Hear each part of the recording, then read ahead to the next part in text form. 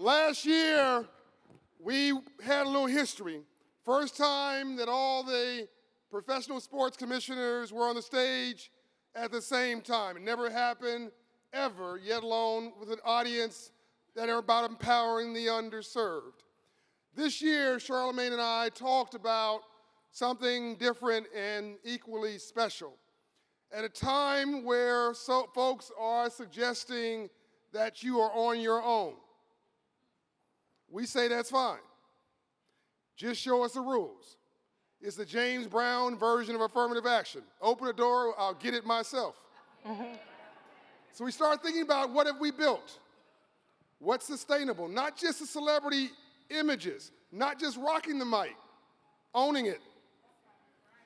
So we talked about bringing together a historic session of the biggest builders in media who happen to be black in the world.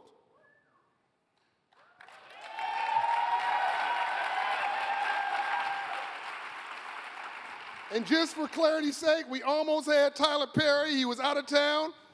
But this is it. I mean, the biggest in sports media, the biggest in radio, the biggest in linear TV, the biggest in faith.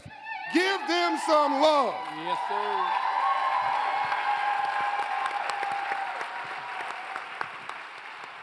All right, we are here.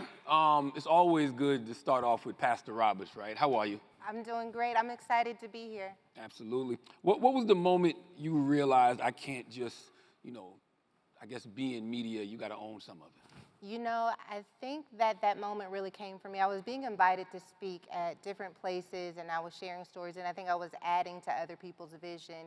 But there came this moment where I realized the people who was resonating with my social media content weren't showing up in those spaces.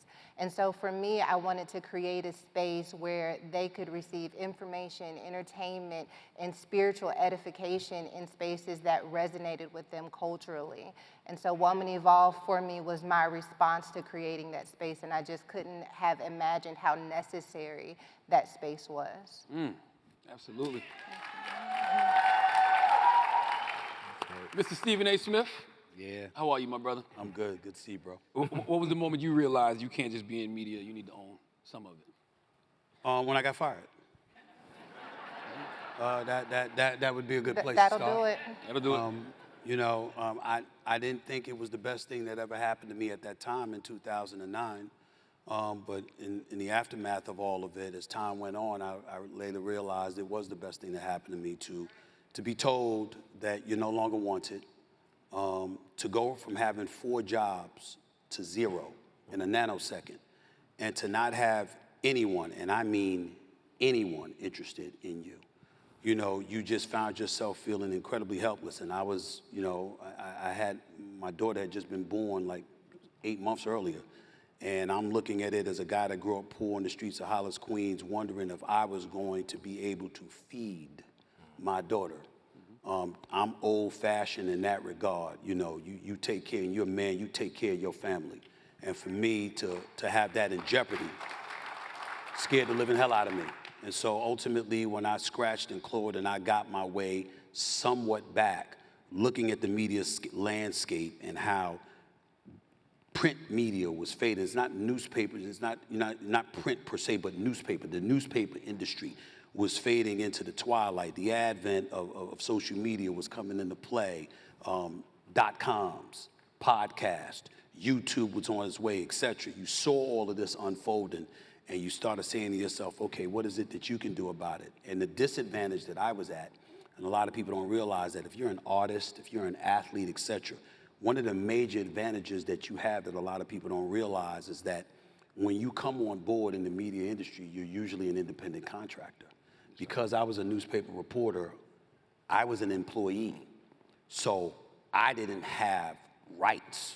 Like literally, so much noise is made about the contract that I just agreed to with ESPN. And what everybody misses is that, do you understand, until this past May, to sit up on this stage, I would have had to get ESPN's permission to do so. Wow. Because I was their employee. That's not the case anymore. Proud to work for them. Proud to work for them. I got great bosses. I'm not throwing any shade, but the industry, whether it's NBC, CBS, anything, you know this better than most, Byron. The fact is that you don't have that latitude. And so because of that, when I agreed to my contract with ESPN, the money was agreed to 8-9 months earlier. The fight was over the right, the freedom to do the things that I wanted to do. I'm 58 years old, and it just happened this past spring. Wow. Wow. Now, I'm 64. You're a young man. You're a young man. Now, Byron, I'm going to ask you a question. Sure. We only got 40 minutes. Okay. Right.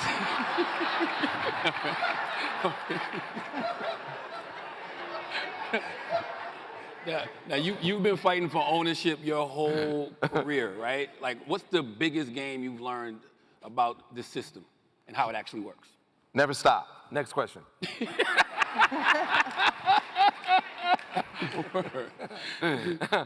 know what? You know, it's really been about ownership, and that the whole time, like he just said, ownership. That's it. You know, we're unique. We're the commodity, and make sure you're direct with the consumer. I think what's going to happen. My prediction is now, because of the technology and the way it's available to us, you will see more billionaires than ever before. Because, yeah, absolutely. Because you have something that I didn't have when I started. You have global distribution. Yeah. You're direct to the consumer. Yes. So if you really have it, and you really have something that connects with people, that will be a commodity that will generate billions for you in terms of value. It really is. And in conclusion, to keep it short, I was recently reading an article, and they were talking about all the people Disney laid off, Warner Brothers laid off, this and that, and they were just going down the list of all the thousands of people who have been laid off. And the last thing they said, and Mr. Beast just opened an amusement park in Saudi Arabia. That's right. That's right. That's you. You're unique. Only one person on the planet has your fingerprint. What you bring is very special. Be yourself, bring it, and know that you have something that I spent more than 80, 90% of my life chasing: global distribution. It's your birthright, so go for it.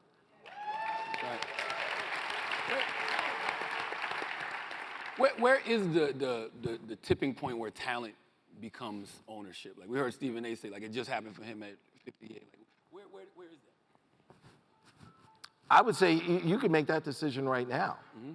You know, that decision is, you make that now and just say, I'm going to work for myself. I'm going to produce my content. You have these, people are shooting movies on iPhones. You make your content and what's the kid, Drewski? Drewski, yeah. Yeah, and Sanaa, like, Kai come on. Cenat, yeah. Come on. Really. They've proven the model is be yourself, do what you do, don't talk about it, and upload it to the world. And let the world show up in your bank account. I'm telling you, you are the natural greatest resource on the planet. Okay, it used to be oil. It is now content. The most valuable commodity on the planet. It's worth billions and billions of dollars as we move to electric cars. Put it up. You know, you want to go first? Because one of the things that I say often is that I'm brilliant because I know I'm not. I listen to those who are, and I learn from them. So when you ask the question about a tipping point, it comes first with the self-awareness of who you are, where you want to be, and what it's going to take to get there. Secondly, do you have the courage to bet on yourself? Because the world is telling you it's not safe, and the chances of you losing are there. So then it's about, yeah, okay, I'm brave enough. Thirdly, knowledge and wisdom emanates from somebody else, because you ain't reinventing the wheel. Somebody else knows more. I'm sitting on stage next to Byron Allen. This is not the first time I've been in the presence of Byron Allen. We've had several dinners together. We've talked quite often. John Hope Bryant with what this man has accomplished, I can't tell you how many times we've been on the phone and the level of counsel that he has provided me. You know, I touch on politics and stuff like that. Well, I know politicians. I've established myself in the world of sports. Well, I know sports figures. I'm interested in the world of business, so I talk to business folks. You need a prayer line. You see what I'm saying? That too. Yes. You know, and when you talk about the media, how many times do you and I talk? That's right. It's not about me knowing everything. It's about me being mindful of what I don't know, understanding that whether it's you, John O'Brien, or anybody else, the ability to edify oneself doesn't start and stop with you. It always involves contributions from others.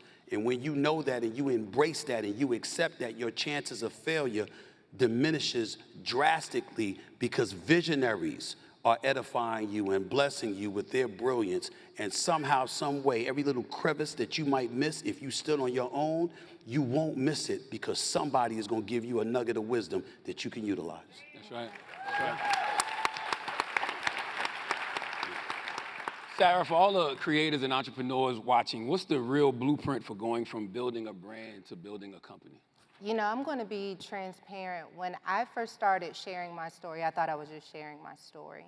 And it wasn't until I saw that other people were resonating with that story that I felt a sense of responsibility to really make sure that I was creating a construct, a platform where other people were free enough to tell their stories and felt safe enough to tell their stories. And I think it was 1827, the first form of Black media, the Freedom Journal, was created. And it was created as the tagline was, we wish to plead our own cause, for far too long others have told our story. For me, it wasn't necessarily about building a company. I had a cause. And I felt like that cause was worthy of a construct that would allow for it to be platformed with integrity and authenticity. When you talk about moving from talent into ownership, I think one of the things that I learned very quickly in telling my story is that other people were willing to use it for their own agendas. And if I wasn't willing to take ownership of my story, it would fit within someone else's narrative of what it means to be a Black woman, what it means to be a woman of faith. And if I don't own my story, I allow someone else to project something that's not true. So for me, ownership is not necessarily about building this huge dynamic company, though I recognize that there's opportunity for that. For me, ownership is about maintaining the integrity of who I am and those who are called to me. And as long as I'm in the driver's seat, I can do that. Woo! Man. Yes, ma'am. I mean, the truth of the matter is, if you have the talent, you already have the ownership. Right. The question is, did you sign it over? Yeah. And Yeah. now with the technology, you don't have to sign it over anymore. Well, there's also one other element I'd like to add. Yes, one of it is, did you sign it over? The other was, did you succumb to the temptations of numbers, of algorithms, my of what goodness. others try to tell you work for you because you decided that you wanted to be defined by numbers instead of by your own principles and morals? The world that we live in right now, do you have any idea how easy it would be for you, me, you, anybody, to accumulate numbers if we were willing to compromise our integrity and just put out whatever the audience was gravitating to, just to be a slave and imprisoned by numbers and dollar signs? The real test comes from you saying, yeah, I could get an additional 1 million subscribers. I could get an additional 5 million subscribers, but I ain't doing that. And because of that, if this is the sacrifice that I have to make and I got to scratch and claw and crawl instead of leap, then that is what I will do to make sure I maintain my principles. I love that. Can we stay there for a second? I love that. Now I have an excuse to tell everybody why I have 10,000 followers. That's great. I love that. Integrity. I don't have 10,000. I do want to stay there for a second because Sarah touched on something important too. Man, what is your why? Like, what is the reason you're doing what it is you're doing? Like, we're all up here talking about brands and, you know, being talent, but how important is the why, Sarah? The why matters. I love being a voice that has to be reckoned with, that somehow, some way that you know if there's a pertinent subject that's permeating through our society that people are talking about and the masses are paying rapt attention to, you're gonna have to deal with me because of the platform that I have available to me. Yeah, I own my own production company and my YouTube channel and stuff like that, but I also work. I have a job at ESPN. That's an incredibly huge platform that I've been blessed to be able to springboard my career off of. I gotta give credit where credit is due. I can't ignore the impact, the benefit that I have for them. And in my perfect world, as long as I'm associated with sports, why would I not want to be associated with the worldwide leader? But I also have something at SiriusXM because they have a huge platform themselves. So having both of that available to me on top of what I own makes me pretty damn lethal. And I like being lethal. And ESPN paying you $100 million plus, so that's important too. That's what the reports say. Well, how important is the why? For me, it's something that is necessary if I'm going to build something that lives beyond me. And my why has a lot to do with us having two polarized perspectives of what it means to be Black. We've got our Black pain that is often highlighted in media. And then we have this necessity for Black excellence. And what I have found in working with people is that the truth is really somewhere in the middle, that we're navigating Black pain and Black excellence. And there are few places that allow us the complexity of the human experience. And no one knows that better than us. And so my reality is, my cause rather, is to create spaces where that complexity can live, where you can be a person who's on a faith journey but also questioning God, where you can be into fitness but also want to make collard greens and have pot liquor. You know, I think to have a space where the complexity of the Black human experience is highlighted is so important, especially when we are sat within a culture where we've been dehumanized. And if we don't make ourselves human, if we don't allow those spaces, then we may not get them. And then I want to say, as it relates to future-proofing Black media, that one of the things that I think that we have an opportunity to do culturally is to really deconstruct this idea of children are seen and not heard, because the future of Black media will require us to listen to what they're drawn to, what are their causes, what are their issues, what are their concerns, how do we meet them where we are, even if we don't necessarily like it. Like, we may not like Glorilla, you know, we may not want to listen to what they're listening to, we may think it's ridiculous, but that may be the only way we're able to hide vegetables and give them what they need. And so I think for future-proofing Black media, that we have to be willing to lean in and listen so that we understand the causes of the next generation and that we can steer them with wisdom, because we do see a generation slipping through the cracks. And if we continue to say, you know what, we'll worry about them when it's not our time, then we'll miss out on what legacy can really look like. Yeah. Right. I mean, for me, it's really always been about controlling the narrative. I've always felt like the most powerful person isn't, you know, the person who runs this country or that country. It's the person who controls media. Because if you control media, you control what people read, what they hear, what they think, and ultimately how they behave. That's what Malcolm X said. Yes. The person who controls the media controls the minds of the masses. You control the world, because that's what's guiding you and leading you. And I've always wanted to have a seat at the table and control the narrative, especially as it relates to Black people, which is why I've always used the platform to amplify Black excellence, which is why I do the GRIO Awards to celebrate African American excellence. You know, was not lost on me that the greatest athletes, you know, happen to be Black. But you have these HBCUs, 107 of them, and been around 160, 170 years, but nobody had aggregated, curated, and invested millions and millions of dollars to produce and distribute Black sports, HBCU sports. So because I was able to build this company, I was able to go and aggregate approximately 4,200 HBCU sporting events and put them on broadcast television stations. Wow. Put them on Amazon Prime and amplify what's going on at these schools. We have to have people in our community who can curate, aggregate, amplify, produce, and globally distribute who we are, and always shine a light on our black excellence. For me, in Detroit, when my mother and my grandmother put me in the car and said, let's go look and see where all the rich white people live. And when we drove around and they said, and that's where the Ford family lives and the Chrysler family.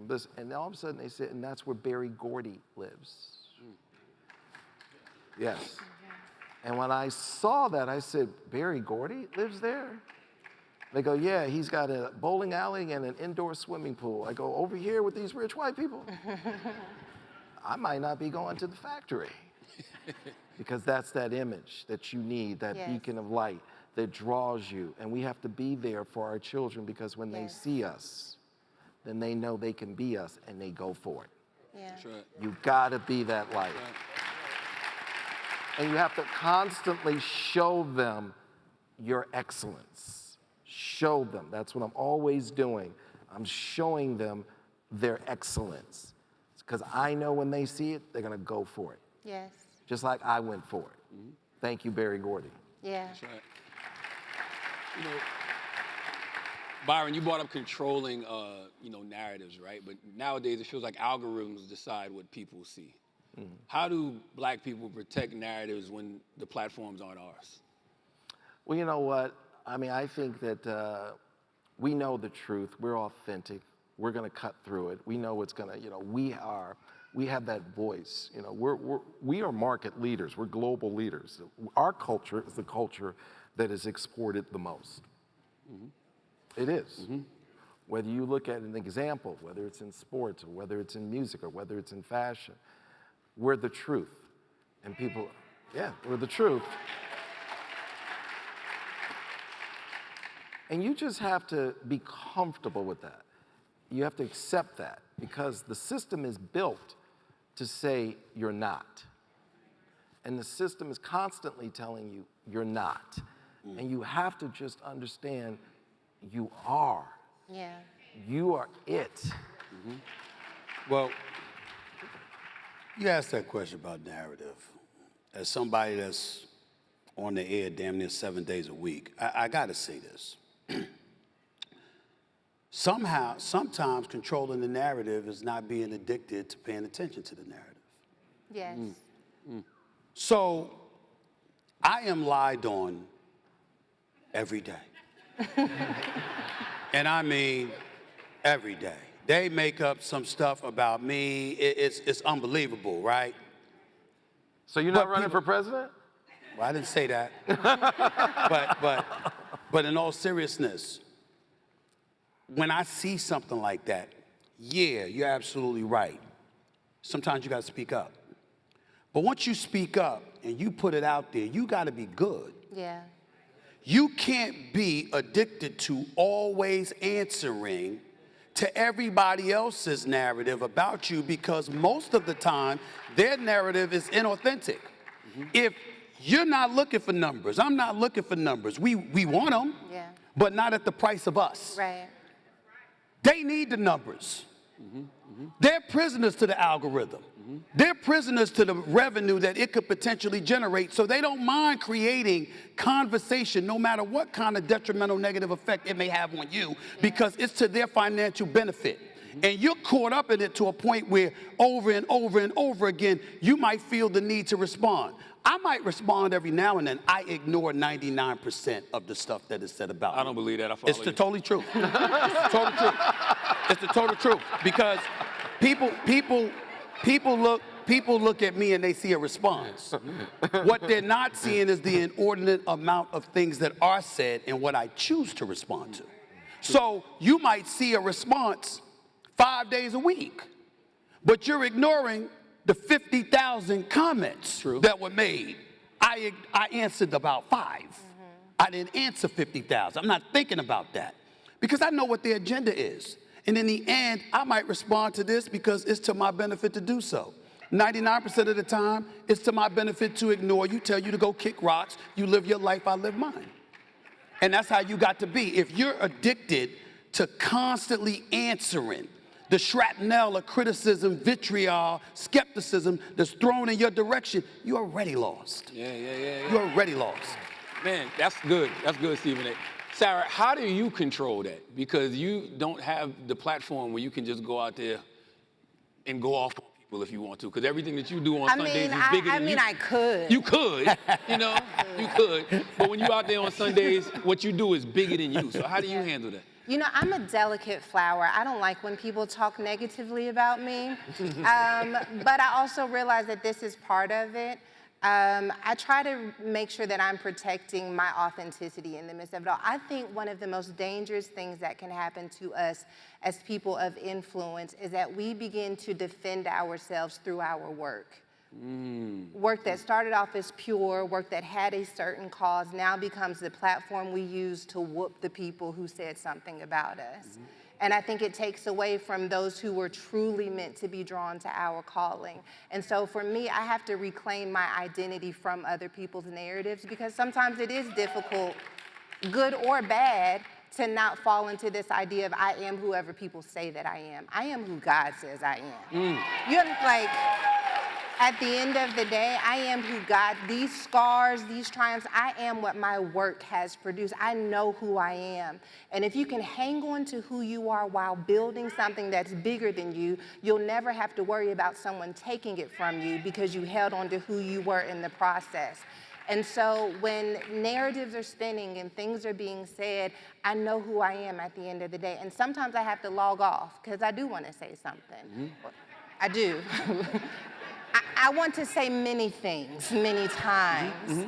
You know, God's given me this incredible gift of communication, and I can use it to tear down, or I can use it to build people up. And I have to recognize that I have a weapon that's greater than what they have, and I want to use it with wisdom. Also, Amen. you know, Amen. amen. You have to realize that is a distraction. That is, you have to manage your resources. Yes. You have to manage your energy.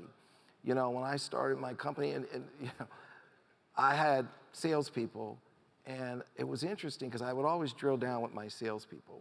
And I would say, okay, you went to this television station, you went to this TV station, what'd they say? And I wanted to hear everything they had to say. And I had a number of salespeople who said to me, white salespeople, boss, they said to me, they will never do business with me as long as I work for that end. Can I say it, or the bishop here? I don't want. You say what? Can I say the word? Sure, go for it. Nigga. Yeah. Okay. Is there another end? No, I just want to make sure, you know. I just want to be clear. That's all. That's all. I know there's all kind of new words, and I'm 64. It wasn't nigga, it was nigger. I was going to say, it They put felt the like a ER hard on ER it. thing. Hard ER, right? Man, they went hard on me. A hard ER thing. So, and I had to train my salespeople, white salespeople, how to deal with racism. Yeah. Because they didn't know how to do it. And so I said, look, man, I said, let me tell you why I hired you. You're good, but what you're saying to me, I knew that was going to be said to you. Yeah. I know who I am and where I am. So what you now have to do is not let that distract you. I'm not going to accept it as an excuse, because I have a sign by the elevator that says, there isn't a bank in the world where I can deposit excuses, so I don't accept them. When you get off my elevator, it's hanging there. I need you to go back and say this, that, and come up with reasons why he needs to do business with us. It's just a distraction, and you have to have the discipline not to get caught up in the ropes. That is so much what they do to us as black people. Hit you with nigger, hit you with this, hit you with that. Whatever they hit you with, that's a distraction. You don't get caught up in the ropes, and you stay in the ring and knock them out. Yes. Well, how do you? I want to ask Byron. How do you let your emotions not get in the way when you know somebody has said something like that about you, but you still choose to do business with them? Well, isn't that at the end of the day, I'm gonna do business. I'm not gonna be, and there are a lot of people who don't do business with us because of our skin color. They just don't. And I appreciate the ones who say it. At least I know who you are and where I stand. I'm like, I like you, man, because you actually said it. Now I know why. Right? It's the ones who don't say it. But it can't be the distraction. You have to move forward, and you can't get caught up because they want you to use your energy for that. My white counterparts don't have to use their energy for that. And that puts them at an advantage because they're not dealing with that. So we just gonna sit here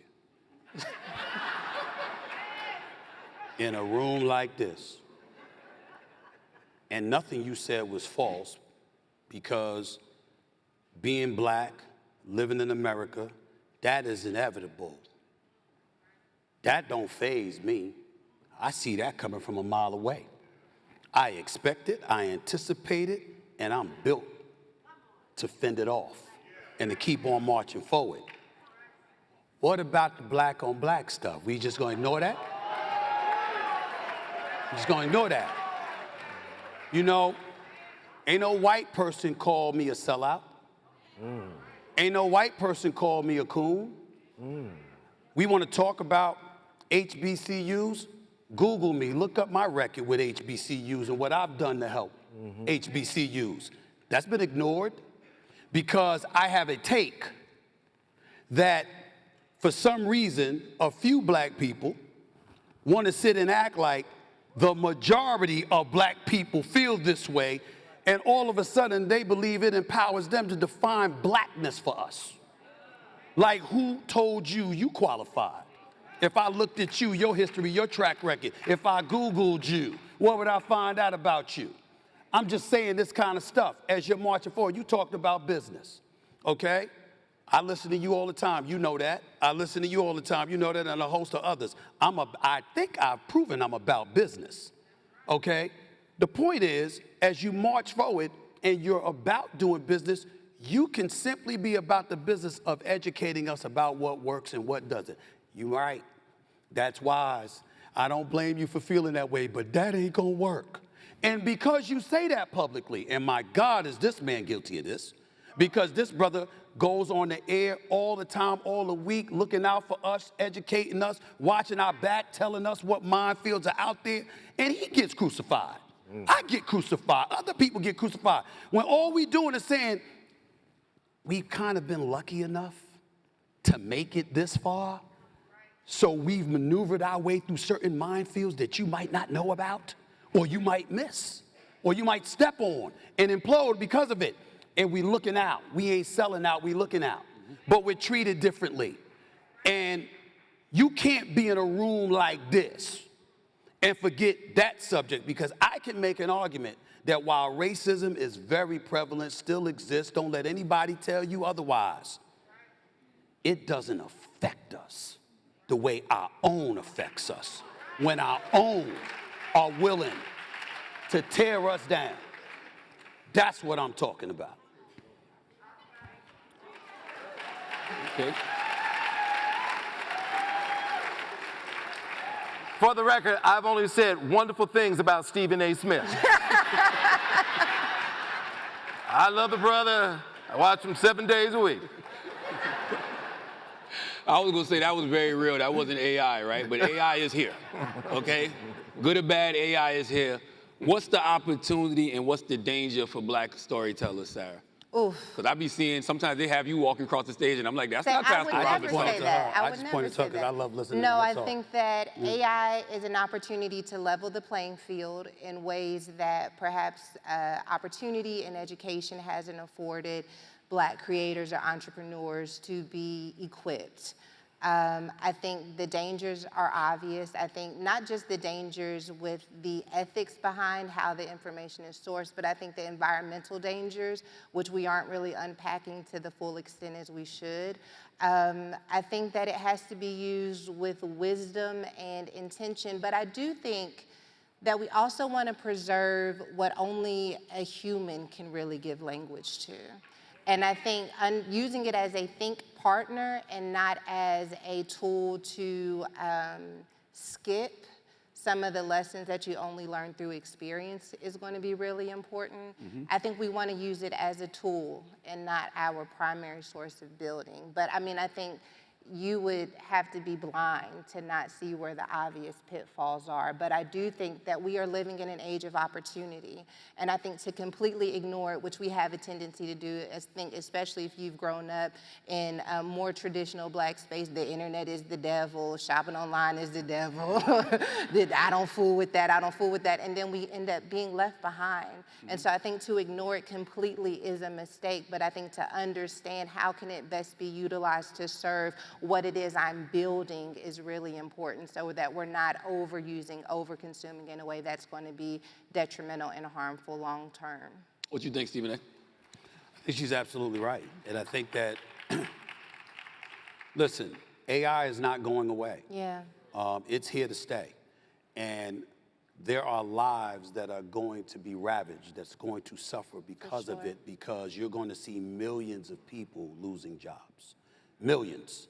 And you have to prepare yourself for that. So for me, paying attention to the industry that I'm in, seeing where the opportunities lie, where the opportunities are evaporating before our very eyes, paying attention to that is one way.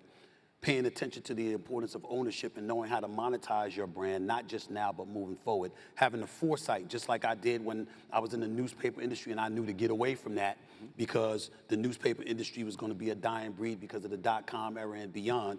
You got to see the forest from the trees. Evolution is a part of life.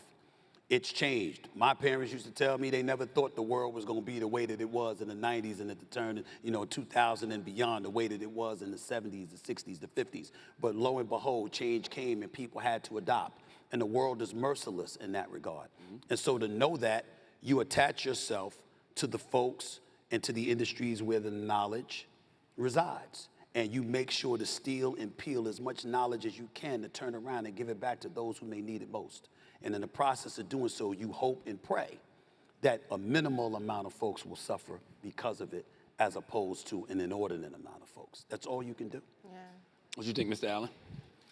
You know, about 8 years ago when I bought the Weather Channel, I bought it from 2 private equity firms and NBC Universal, and they had wanted nothing to do with the Weather Channel, and they basically threw the keys at me and burnt rubber out of the parking lot because they thought it was going to slide down. But they also said something to me. They said, hey, by the way, in addition to the Weather Channel, you own something called Local Now, and it uses artificial intelligence to curate, aggregate, and stream super hyper local news, weather, sports, and traffic geofence to the person's zip code. And they said, but you're going to probably want to shut it down. Because I went, whoa, that's amazing. What is artificial intelligence? It was the first time I'd ever heard of artificial intelligence. And they laid it out to me, and they explained the whole thing. And they said, you're going to probably want to shut it down. And I said, why would I want to shut that down? They said, because it loses over 25 million a year. And I said, you know what? I said, that's the most brilliant thing I've ever heard, what you just described. We don't have the technology to do it. So I proceeded to invest $150 million over the next 4 years to build it out. And it's turned out to be one of my best investments. Wow. Because now it's streaming and it's free and people go there and it's advertising, and right down to your zip code, it can tell you what's going on with the air quality.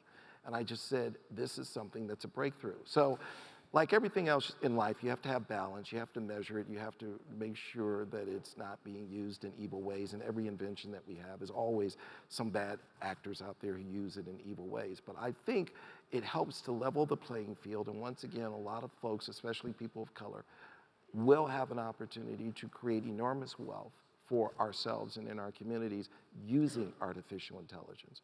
So we have to get ahead of it, stay on top of it. And I'm glad I made the decision 8 years ago not to run from it. And I said, I'm going to learn from this, and I'm going to use it throughout my entire, company and across my platform. So I'm embracing artificial intelligence. I happen to love it. Yeah.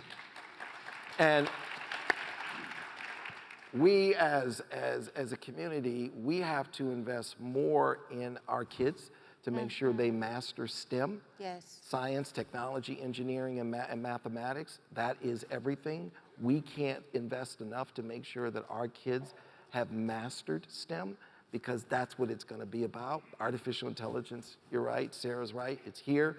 We have to own it. We have to own it. And you have to make that decision to own it and not walk away from it, look away from it, don't be afraid of it. Stand up and say, baby, you belong to me. Yeah. I totally agree, and if I can just say as it relates to making sure that we are equipping our children, we have to be willing to be inconvenienced to equip them. Because a lot of times when we're raising children, if it's not on our schedule, if we have to go out of our way, if it's not easy, we do not expose them to the tools and resources that are going to help them as they grow and develop. And I think that it's a luxury that many of us have been afforded if we've been able to move up economically. But I do want to challenge our perspective on what it means to have children beyond just making sure they're fed and that they're in their rooms, is that we have to expose them. We are being outpaced in education globally, not just domestically. When we talk about artificial intelligence, I want to make sure that we're thinking globally about the opportunities that exist. We may be preparing our children for a future that is not in America.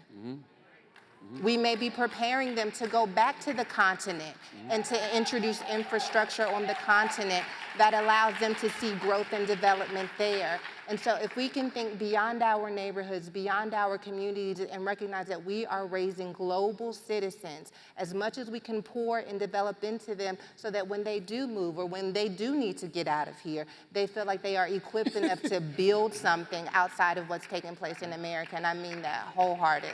Absolutely. Right, I mean, she nailed it. At the end of the day, whoever dominates STEM will dominate the world. That needs to be our #1 focus. Intellectual capital that is dominating STEM. Then you're sitting there going, give me more artificial intelligence, because now it's your game and not theirs. Everything y'all saying is true, but how do you navigate the dangers of it? Because it can impact brands, right? Like when you talk about these N-words that be attacking. Some of them not even real. Those are like some, fat kid in India, playing around on the computer. Or, they might start putting out, sermons of you, Pastor Roberts. That's not even you. That's your voice, but it's not what you said. So how do you navigate those dangers, knowing those type of campaigns exist? I don't know where this is headed, and I don't know how wild these narratives can grow with AI, but what I will say is that I am fortunate in that having my father, who has gone ahead of me, helps me to see what is survivable. And what I understand that some creators may not understand is that at the end of the day, longevity and consistency is going to make the difference. If you can survive this, the news cycle is so fast. They'll be talking about something for 48 hours on Thread, and then the next week they won't even remember that they were dragging and that somebody was canceled. If you can manage to stay consistent and to have longevity, I think that time will tell the tale. I've seen Stephen A. Smith with his daughter. She is eating you up, by the way. I like her a lot. I'm sure you do. But you're helping her to understand what it feels like to be a public figure, what you're up against, what you have to navigate. What I think we need more than anything as it relates to future-proofing are people who are willing to show us your scars, to tell us your stories, so that we know what's normal and what's not. When people if they start talking about your daughter online, you're gonna be able to tell her, baby, that's normal and you can survive it. And so I do think that we've seen, listen, our culture has seen shifts and changes that have been detrimental to us, that have threatened to put us in harm, and we have survived. Whatever happens with AI, there have to be at least a few of us who say, no matter what, we can survive this. I will make sure my community is not left behind. I will make sure my family is taken care of. We have to have a conviction about that, or we will allow the times to move us off of our square at a time where we need to be building. We can survive this. No matter what comes, we have to believe that. And it's important because, somebody was asking me backstage about, the successes and all of this other stuff. And I'm like, it's about the process. Yeah. That's what you're talking about. Yeah. It don't matter what you achieve today if you're going to fall apart tomorrow because you ain't prepared to march on.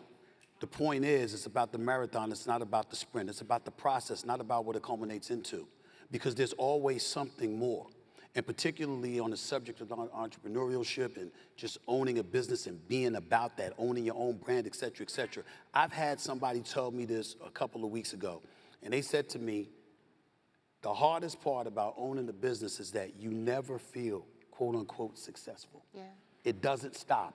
It's on to the next. It's like, now, not literally. Of course, you know what all the success you've accomplished, all the success you've accomplished. Yeah, I've achieved something. Fine, that's good. but you didn't do it for that. Right. There was a higher purpose. And that purpose you are still in constant pursuit of. And there's always more and more and more layers to it. Seeing your wonderful father in attendance, it's always more. I watched the sermon that he gave, talking about you don't stop, you keep on going. You know, because why? There's always the temptation to stop. Yeah. To temptation to say, I'm finished, or I've had enough, I don't have any more to give. But no, you living, you breathing, you got energy, you got blood sifting through your vein, you march forward, you keep on going. That's right. I got one last question for each of y'all. I'm gonna start with you, Mr. Allen. If you could guarantee one major shift in the media world for the next generation of black creators, what would it be? I would guarantee that you have unlimited possibilities. You have a blank canvas. You can make your own masterpiece. You literally have the world at your fingertip.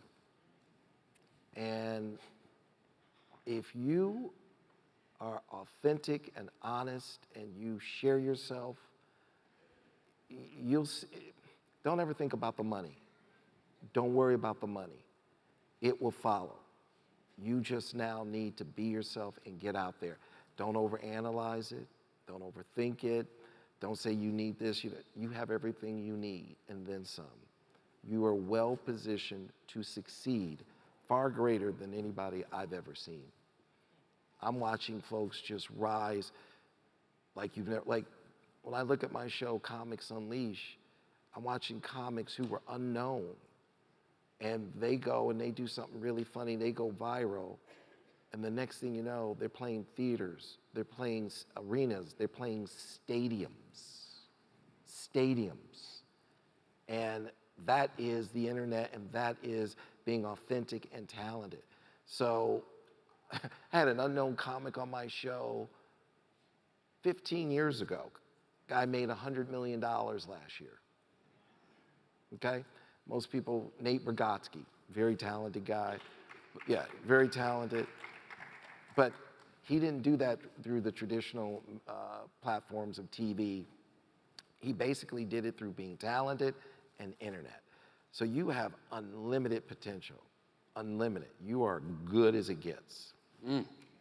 Stephen A., if you could guarantee one major shift in the media world for the next generation of black creators, what would it be? I think you're going to see an inordinate amount of black folks who have mastered globalizing their brand. Mm-hmm. You don't see people traveling over to Dubai for nothing, to Abu Dhabi for nothing.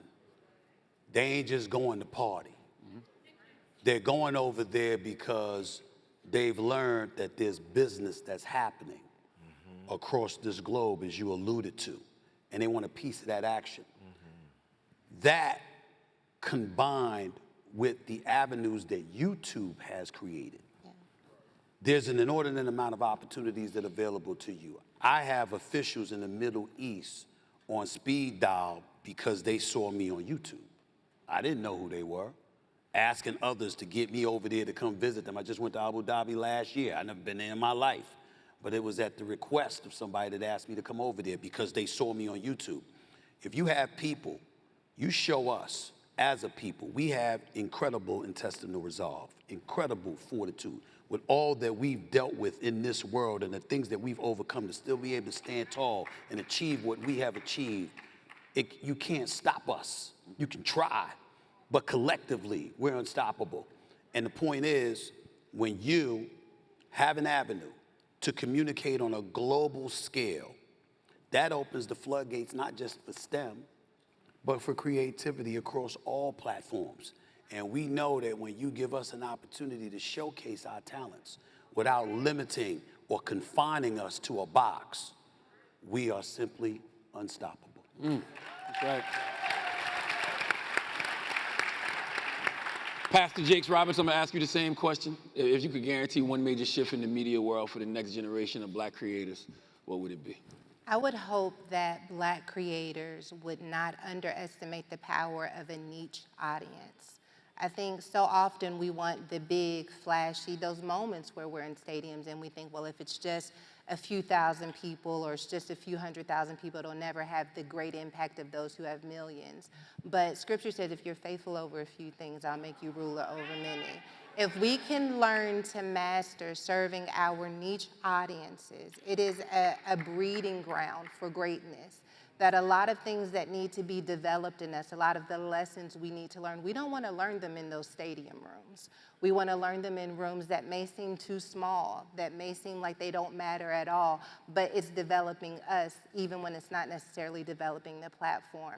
And so I think that we have a journey ahead of us, and it's going to be an exciting journey, and it's going to be a powerful one. But if we're going to be steady enough to really outlive the times and outlive the changes of the world, it's going to happen because of what we do in those small rooms, not necessarily the big ones. Woo. Make some noise for Byron Allen, Stephen A. Smith, and Pastor Sarah Jakes Roberts, y'all.